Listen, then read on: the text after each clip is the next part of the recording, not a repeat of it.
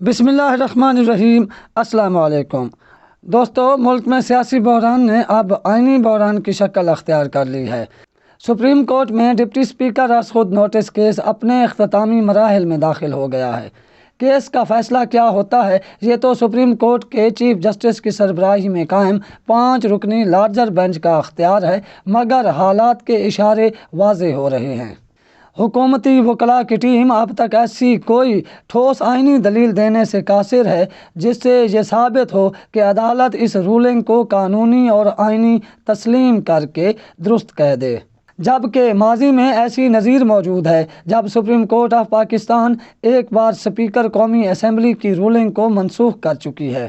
جب یوسف Raza Gilani supreme court میں اس لیے پیش ہوئے تھے کہ انہوں نے سوئس عدالتوں کو آصف زرداری کے کیس بحال کرنے کے لیے خط لکھنے سے انکار کر دیا تھا اور انہیں کنٹیمپٹ آف کورٹ میں سپریم کورٹ میں افتخار چودھری نے طلب کیا تھا، تو انہیں عدالت برخاست ہونے تک کی سزا سنا دی گئی تھی۔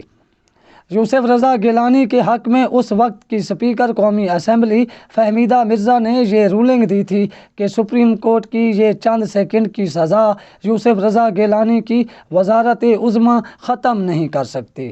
سپریم کورٹ کے اس وقت کے چیف جسٹس افتخار چودھری کی سربراہی میں قائم بینچ نے اس رولنگ کو کالعدم قرار دے کر گیلانی کو عہدے سے نااہل قرار دے دیا تھا۔ اس لیے اب یہ اشارے ملنا شروع ہو گئے ہیں کہ supreme court of Pakistan deputy speaker Qasim sorry کی رولنگ کو کالعدم قرار دے کر تمام اقدامات کو ریورس کر دے گی۔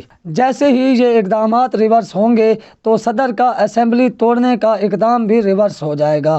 اسمبلی بحال ہونے کے بعد تحریک عدم اعتماد عمران خان کے خلاف پیش ہوگی اور اس پر اسمبلی میں ووٹنگ ہوگی، اور اسمبلی بحال ہونے کے احکامات آتے ہی ملک میں ایک نئی سیاسی جنگ شروع ہو جائے گی۔